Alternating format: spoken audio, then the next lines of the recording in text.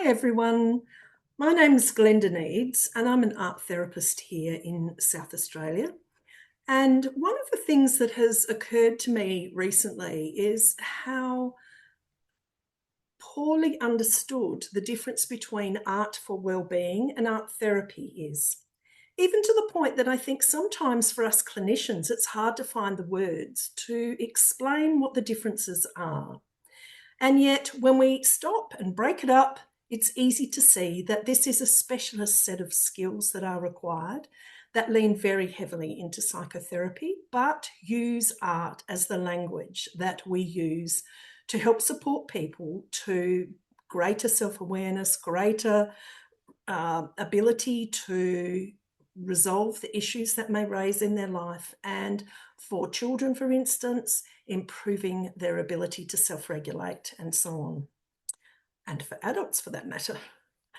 So what I want to do today is use a breakdown to see if I can help people find the language and some sort of structure for you to be able to explain the difference between art for well-being and art therapy. So I'm going to share my screen here because I think this is going to be a little bit easier than having my face up on the screen. I'll come back to you at the end of the clip. So I want to really describe here what we might see as the art therapy continuum. So we can see here that there is a potential for what we might call an incidental and directed continuum. Now, as I go through, hopefully this will help you understand that really our notion of how the engagement in arts can be therapeutic can work from where the benefits are incidental. So they occur simply because we are engaging in something, and where they might run all the way along this continuum to the other end, where the arts are directed very specifically to support the client to achieve an outcome in their psychological well-being. So let's explore this. We can imagine that this occurs along a continuum. So this red line. On one end, we know that when you engage in art making, there are many benefits. So for instance, if you're at home doing some mosaics or painting for yourself, it can be extremely relaxing. Our physiological symptoms of anxiety and distress can be reduced, and there are some studies around that demonstrate this, and I will put some links for these in the comments box below. So we know that people feel good after doing their own art. And understandably, there are so many positive benefits to simply taking a step out of our busy, word-focused, logic-focused days, and where we have to be explaining ourselves or perhaps even just engaging with other people. And sometimes that opportunity to enter into a state of flow where something is appearing in our world because of our efforts can be highly beneficial. So we might call these incidental therapeutic outcomes. They definitely occur, and it's why, as art therapists, we value people engaging in their art making and their art expression or arts across the board on a daily basis. At the other end of the spectrum, we can see that it is possible for the outcomes that we are seeking for our clients to have the art directed towards them. So for instance, you might have an art therapist who, right at the other end of this continuum, is using concepts like integration and differentiation and alignment that can actually appear in the arts through things like color mixing and recognition of balance and the sensations that occur when we're actually moving a material across a page. Now, I'm not going to get into the detail of that because otherwise I would be trying to squish a 4-year master's program into a 10-minute video, so that's not going to happen. But these skills are very specifically related to how we use the arts in order to achieve a particular outcome for particular diagnoses. Now, of course, there are, as with any therapy, we don't always achieve those aims. Quite often we're just slowly working on them, slowly starting to achieve progress in those. So for instance, here you might see that you have a client with a diagnosed dissociative identity disorder, and that we would be using the art very specifically to try and support the client's reintegration in some way. So you can see that there are two extremes on this continuum, and I'm going to give some examples along the continuum as we go through. So the important thing here is to recognise that there is some sort of a midpoint. That midpoint is really where we might consider some specialised skills or qualifications are required. So a good analogy here is to think about a physiotherapist. You know, if you have a sore neck, you go and you do a little bit of stretching yourself and you move up from the computer and look around. It might be that you give your own neck a bit of a rub, you use a different pillow. You might ask your partner if they'd give you a little bit of a massage. You might take some anti-inflammatories. There's all sorts of things that you might do that you know are within your own resources to actuate. So when you run out of those own resources, when you can no longer solve the problem, you go and see a specialist. And in this instance, the physiotherapist is the specialist that you would consult. And you would go to them because you believe that while you have been training in the field of plumbing or in the field of even art therapy, that the physiotherapist has spent many years studying how necks and bones and muscles work, and will understand a level of nuance and a level of intervention that may not be within your own set of resources. So similarly, we can look at an art therapist and we can say there is a line that is drawn somewhere along this continuum that says that we actually need, some other resources to resolve the circumstances that might present in our life for which we have exhausted our own resources. At, obviously, the incidental end of the continuum, what we as art therapists do are encouraging and supporting people to use the arts. We want them to do it daily as part of their self-care and wellness practice, because we believe in the incidental outcomes of engaging in arts and creativity. So for instance, a physio will encourage you to take daily walks, but we don't very often call that physiotherapy. So similarly, it's important that we don't label everyday arts and creativity as arts therapy or even art in therapy, because really it's not, or it's not arts as therapy. Therapy requires a therapist. At the other end of the continuum here, you can see that we need people who have specialised intersecting arts and psychotherapy knowledge and skills, so that they can direct the art making and the material and the creativity and even the sorts of processes that they are suggesting to the client to help them achieve a defined therapeutic aim. And this is where you can find a way to measure an outcome. We want to know whether a client's depression has eased or whether their dissociation symptoms have eased. We want to know whether they have a sense of more meaning or purpose in their life, for instance. So just like a physio might do something like dry needling, they will then ask for some feedback. How's the problem going? Is it changed? They might even actually look at our ability to stretch to a certain point. So they actually look at our function as a way of saying, checking, is what I'm doing working? So just like a physio, we as art therapists need to be thinking, how are we going to measure to see whether what we are doing is working?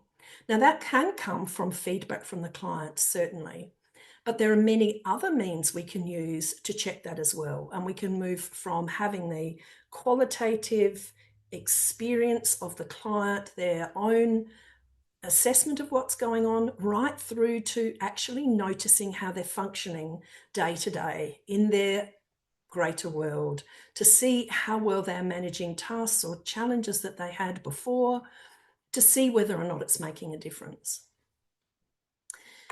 So you can see that on one side of this line, there's no application of either qualifications or knowledge or skills. And on the other side, we can see that to go right to the end of that spectrum requires, really full application of your art therapy qualifications or your knowledge and skills. Now, quite often these knowledge and skills come from our education, which is why I have put qualifications in this formula. If we go back to the continuum and go back to the incidental end, we can see that there's many other examples along this continuum. For instance, you may have a facilitated art group happening and without an art therapist, and that can be extremely beneficial. If it can be working in the same way as if we are doing our own art making at home, but also it can work through the presence of other people in that group. So there can be the chance to feel part of a group, to be able to develop sort of some social connections, to feel seen and heard by others, and that can be quite beneficial. So we know that art groups have incidental therapeutic outcomes, but they are not directed by a therapist. They occur incidentally. Moving further along the continuum, we can see that we might have a shared needs group. So very specifically choosing people to come together with shared needs can actually really foster mutual support, mutual understanding, a sense of not being so alone in the world.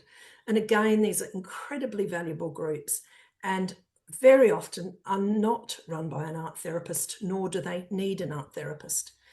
Having said that, sometimes organisations will employ an art therapist so that they have the necessary skills to move into the art psychotherapy or move towards the directed therapeutic outcomes if something emerges in the group. If a client is activated by something, it may be that the therapist is able to work with the art to help the client reground and come back to being able to engage meaningfully in the group. So it doesn't mean that an art therapist wouldn't work at that point, but mostly it wouldn't be art therapy. It also means that there is not a need for an art therapist necessarily for those groups, if there are indeed in the organisation other people to whom clients can be referred should things emerge. But you can see again that there are benefits that are available to people being part of a shared group. The next thing we have here is something like, I've called it a common pathology group. And I mean this because when we see that there are distinct either mental health challenges or things like substance abuse and so on, we might be able to see that this again has a different focus in that there are facilitators often running these groups that are sensitive to the needs of these particular clients, but they may be just focusing in on art as a way of just being present, keeping hands busy, focusing on constructing something meaningful, that they are engaging in being seen and heard and expressing the self in some way. And again, they may not need to be led by an art therapist. However, as in my previous example, they may be. Finally, I want to address here something that comes up often, which is around counsellors who use art to assist in verbal therapy. Now, this might be where we use that term art in therapy, but I think it's really important to recognise that many counsellors do brilliant work and include art as a way of widening the ability to articulate and process through words what's happening for them, so that the client creates the art, they then generate the language, and this is worked through with the counsellor in a verbal counselling model. Again, really valuable, and I certainly don't want people to stop doing this. But we can see that in this instance, the counsellor is still leaning in on their skills as a counsellor to use art in therapy, and we wouldn't call it art therapy. I'm rather keen for it not to be called art in therapy, because I do believe that confuses everyone out there who probably is already confused enough about what art therapy is or is not. But nonetheless, that is an example of how that art in therapy might occur. And as I've just pointed out, sometimes this entire end of the spectrum can be poorly labelled as art as therapy. And I think this is a poor use of the term, because generally when we think about therapy, we are thinking about the assistance of somebody. So a physiotherapist, a psychotherapist, a speech therapist, an occupational therapist. They are people who can actually very specifically harness skills and knowledge to bring to working with a client. And so we wouldn't normally call those things therapy in their everyday life. Of course, one of the most important factors, and I do need to start this conversation with this, is that in any form of psychotherapy, the relationship is key. It is incredibly important. So again, leaning into that idea that we can do art therapy without a therapist doesn't really make sense. We know that much of the healing that occurs for clients happens because there is a respectful, reciprocative, and responsive relationship that is supporting the client's sense of self in the space. It fosters autonomy, a sense of agency, and generally allows clients this safe space to actually process what's going on for them. No art therapy can occur without a solid therapeutic relationship in place. Move past this center line, we might see examples like an art therapy group that's set for people who are experiencing anxiety and depression, and it's very specifically art therapy. And this might be where the therapist is really listening and using the qualities of the art materials to work very directly with the embodied phenomena. So just a really simple example, and I need to make these simple because, as I've pointed out, this is not an art therapy course. But what we might see here is that there may be a group of clients with depression who all use the term stuck in their narrative when they describe their experiences. Now, this is not always the case. Some people can describe their depression and anxiety as being ungrounded. So that's a little bit different to stuck if you think about that embodied experience.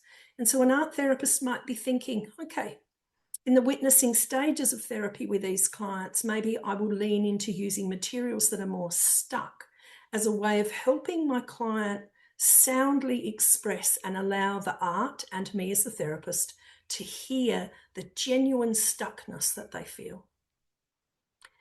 The art therapist may then go on to start planning the group so that participants can move towards using more fluid materials, materials that aren't so easily controlled, or materials that allow a sense of looseness rather than the stuckness that the participants have described. And this is really important because as art therapists, when we work, we are mostly working in a bottom-up manner. We are attending to what goes on in the body and seeing whether if we can shift what happens in the body, if we can help the body find a new connection to that experience, that in turn will influence their thinking.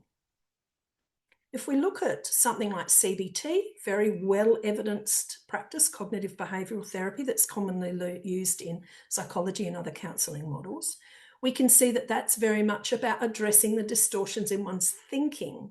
And then when those are addressed, the understanding drops into the body. As art therapists, we mostly attempt to do it the other way. We try to get it to drop into the body first, and then for them to be able to shift their thinking as a result. And this leans into things like when you go into a job interview and you're feeling very nervous, naturally, you know that, wait a minute, I can't be hunched over and curled up. I need to stand up tall and act like I'm confident, because that helps me feel confident.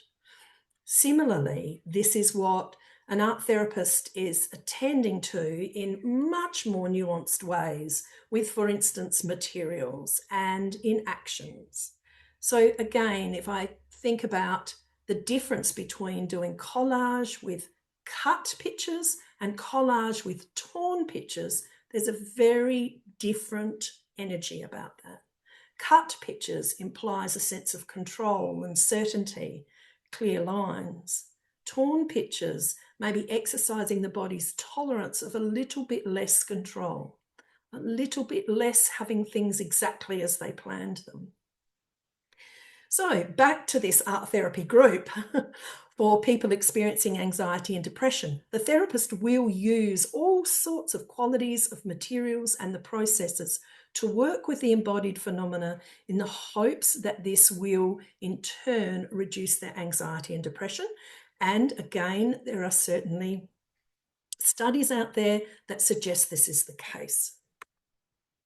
Moving a little bit further along the continuum, we might see that the art therapist uses arts to foster greater self-agency for adults with disabilities, for instance, by using something like the ETC, which is the Expressive Therapies Continuum.